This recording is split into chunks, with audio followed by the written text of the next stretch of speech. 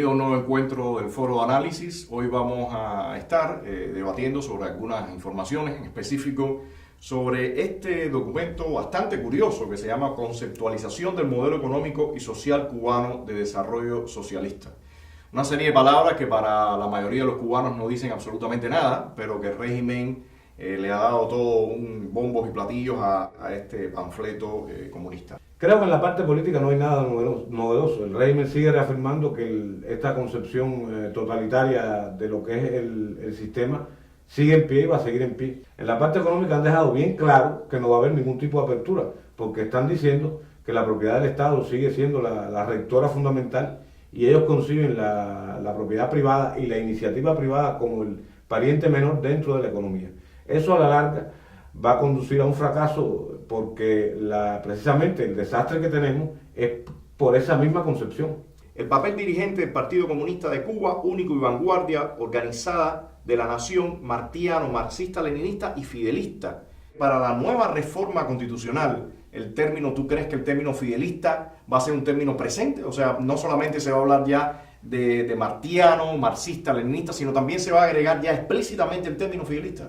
Yo creo que sí. Hay que recordar una cosa, que el tema de convertir la ideología del líder principal en una religión está muy asociado a estos sistemas. Stalin, a la muerte de Lenin, utilizó a Lenin, lo convirtió como una religión a su favor. En China el maoísmo es una religión igual. Es casi seguro que el sistema cubano implemente el fidelismo como una religión.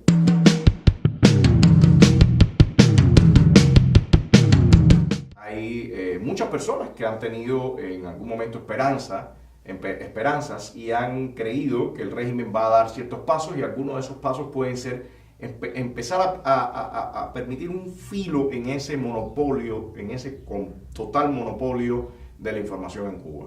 Y aquí hay uno de los artículos o de los renglones que ellos mencionan, que es el 110. La comunicación social es un recurso estratégico de dirección del Estado. Las instituciones, las empresas y los medios de comunicación al servicio de la participación, incluido el debate público y el desarrollo del país, por lo que se regula y controla teniendo en cuenta la política trazada por el Partido Comunista de Cuba, que se refrenda en las normas jurídicas correspondientes. O sea, el Partido Comunista de Cuba va a continuar siendo quien regula absolutamente todo lo que está en los medios de comunicación. Y hay otro acápite por ahí que refrenda que la información y los medios de comunicación son un tema de seguridad. Es decir, están señalando que el flujo de la información el Estado lo va a seguir controlando y lo va a seguir controlando bajo las normas de la seguridad.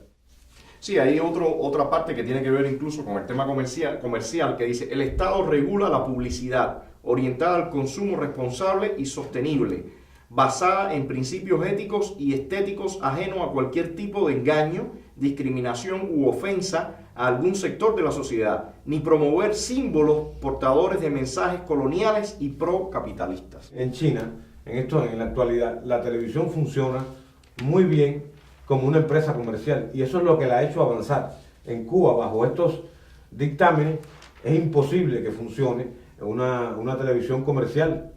China controla en estos momentos toda la parte informativa, es decir, la parte política que le puede afectar al sistema. Pero lo que ha dinamizado la televisión en China es el hecho de que la televisión está en función de una industria comercial como tal y que le ha reportado ganancias millonarias a esos sectores en China.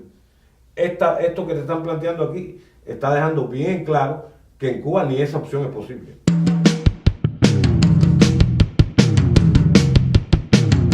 Está manejando términos que implican un cinismo completo cuando dice: el reconocimiento moral y jurídico de la igualdad de derechos y deberes de las ciudadanías y las garantías para hacerlos efectivos con equidad, inclusión y justicia social, expresados en la igualdad de oportunidades y el enfrentamiento a toda forma de discriminación por color de piel, género, identidad de género, orientación sexual, discapacidad, origen territorial y nacional, creencia religiosa, edad y cualquier otra distinción lesiva a la dignidad humana. Por supuesto, jamás hablan de la diversidad en el pensamiento político y en la concepción de la política por parte de sus ciudadanos, ¿no? Hay otro punto ahí que señala el documento también muy claro, donde se plantea que las organizaciones de masa tienen un acápite especial dentro de la legalidad del sistema. Sí, eso es cuando hablan sobre el tema de la sociedad civil. Lo cual indica que ellos van a seguir contraponiendo las organizaciones estas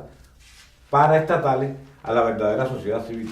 Es decir, a ellos ni remotamente le pasa por la cabeza la existencia de una verdadera sociedad civil. Para ellos, sociedad civil son las organizaciones que controlan y eso lo van a seguir. De hecho, mira la definición que dan Adrián sobre el término sociedad civil. Dice, este término se refiere a las organizaciones de masas sociales, asociaciones, fundaciones y otras diversas formas asociativas sin ánimo de lucro en las cuales, ejerciendo el derecho constitucional de asociación, se unen de manera libre personas naturales y jurídicas, bienes y voluntades con el compromiso de contribuir al proceso de desarrollo de la sociedad socialista.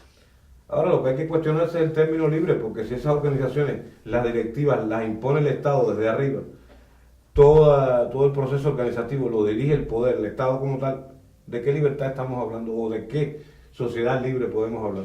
Entre otras cosas, dice que uno de los objetivos de esta sociedad civil es impedir la manipulación desde el exterior. O sea, un término completamente ambiguo y que sencillamente marca claramente que el tema de la libertad de asociación en Cuba está completamente vetado. El tema de la libertad de expresión está completamente vetado. El tema de las libertades políticas están completamente vetados, incluso cuando ya está partiendo de incluir hasta el término de que este es un país que tiene una proyección fidelista. Cuando vemos en este documento supuestas reformas en el tema económico, lo primero que encontramos es que ellos están trazando una camisa de fuerza para tener bajo su control cualquier tipo de inversión, cualquier tipo de posible movimiento en lo que sería el ramo económico. Inversión tanto interna como externa. No, la inversión interna ellos dejan completamente claro que va a tener mucho más control incluso que la externa. O sea, ellos están hablando de que la inversión externa es buena porque va a traer tecnología, va a traer capital, pero yo me pregunto, ¿y qué pasa con los cubanos que están en Miami? Ellos también no pueden traer tecnología, no pueden traer capital. O sea, ¿por qué cuando se habla de inversión foránea no se menciona el capital cubano-americano? Es que hay una cosa, dentro de la mentalidad del sistema, el cubano es un ciudadano de segunda. Si los cubanos que residen en el exterior no tienen las mismas posibilidades que los inversores extranjeros, son ciudadanos de segunda en su propio país. Entonces, también mencionan las diferentes categorías, como ellos tienen clasificado la propiedad. Y entre eso está hablando de la propiedad estatal, por supuesto, sabemos cuál es, la cooperativa y habla también de la propiedad privada. Pero en el mismo tema de la propiedad cooperativa, ellos mencionan que el Estado se desprende de la administración directa de determinadas actividades, ganando en capacidad de concentración en sus funciones principales, pero dice que no obstante define las condiciones del contrato de arrendamiento, de modo que el Estado conserva la capacidad de decisión estratégica o dominio sobre estos medios. O sea, es muy claro que al final van a seguir con total control, le pueden tocar a usted la puerta y decirle, le cierro su negocio, o le pueden decir, usted ahora va a encaminar su actividad de esta forma y de aquella, y si no le conviene, se lo quito. O sea, es muy claro que esas supuestas fisuras o esas supuestas reformas que habrían en el Estado, sencillamente se van al piso. Es claro que empiezan a dejar espacio para que los propios negocios que ellos están llevando o sus familiares empiecen a tener, como se diría, campo o cancha para desarrollarse. Y por otra parte se pone una camisa de fuerza sobre los elementos que sí pudieran realmente empezar a generar una clase de por lo menos de micros y pequeños empresarios cubanos. Es muy claro que el tema de la corrupción, del que supuestamente ellos han hablado y han dicho que están combatiendo, es uno de los temas esenciales en todo este diseño debido a esa ambigüedad de la que estábamos hablando. En ninguna parte de este documento se menciona la rendición de cuentas, usando incluso los mismos términos que ellos usan, que algunos sectores del régimen cubano tendrían que rendir a la población, al cubano común. Se ha hablado mucho de la Contraloría General de la República, que está haciendo revisiones de empresas, que está checando cuáles son los mecanismos del dinero, cómo se mueve, si es eficiente o no, si hay robo, si no hay robo, pero nada se habla de todas estas empresas vinculadas al ejército y a todo lo que es el sistema de Fuerzas Armadas, ¿no? No se está diciendo ni se está mencionando por ninguna parte que el pueblo tiene derecho a conocer qué pasa con todas las cuentas y con todos los números y con todo el erario público de este país. El gran termómetro del régimen frente a la nación es el tema económico, porque de aquí a 5 años, ¿qué respuesta le van a dar al tema económico si el país sigue en las mismas? El tiempo se le está agotando al sistema, porque pasan los años y ellos no logran solucionar ni los más elementales problemas del cubano, y llegará un momento en que la nación le demande respuesta a ese problema. Todo esto es muy claro de entenderlo cuando se mira a través del prisma de la dinastía que se está construyendo en este país. Dinastía en la que un grupo de figuras, sobre todo el hijo de Raúl Castro y algunos familiares cercanos a él y otros aliados, están ya tomando las riendas del poder, pero para poder hacer todo este proceso de transferencia, para ir construyendo todos estos mecanismos de lealtades y contratos y convenios tanto con elementos dentro de la isla como con actores internacionales, se necesita una cierta estabilidad. Y tú estabas mencionando algo que es el tema económico. El país está en un atolladero y no va a ningún lugar, pero su principal aliado, que es Venezuela, que es quien le ha permitido poder sobrevivir durante casi los últimos 20 años, está en una situación extremadamente crítica. Y vemos que en esa situación terrible económica que está viviendo el país, en Venezuela, la oposición está pujando ahora por un referendo revocatorio y estamos viendo todas las maniobras que está haciendo el chavismo para ganar tiempo y para no permitir que se haga esa consulta. Cuba se lo apuesta todo a Venezuela porque no existe otro país que pueda asumir la carga que hoy lleva Venezuela con respecto a Cuba. Rusia mantiene cierto protagonismo en Cuba, pero es un protagonismo más bien geoestratégico. No creo que la situación económica de Rusia le permita asumir el padrinazgo ese con respecto a Cuba.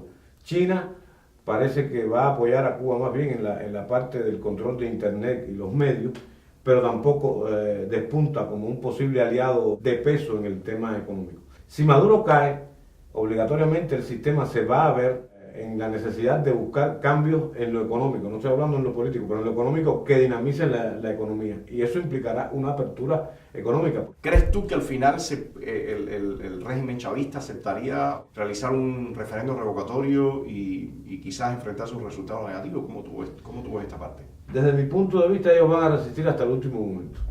Ahora depende de la fuerza que tenga la oposición. Maduro creo que es un político que no tiene mucho capital, carece de liderazgo como tal y tiene una situación muy seria a la que le tiene que dar respuesta con una oposición que en Venezuela parece que cada día toma más fuerza.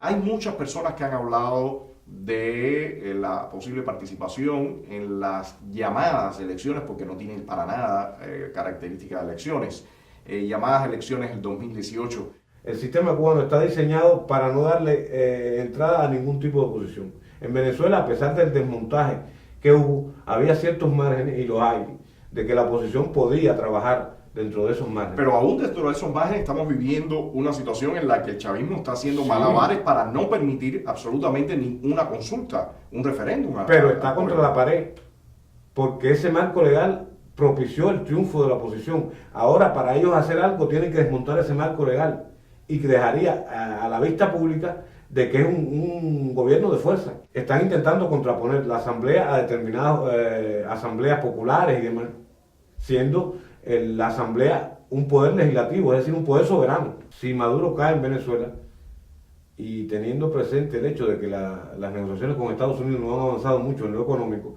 el régimen se va a ver obligado a implementar cierta apertura económica.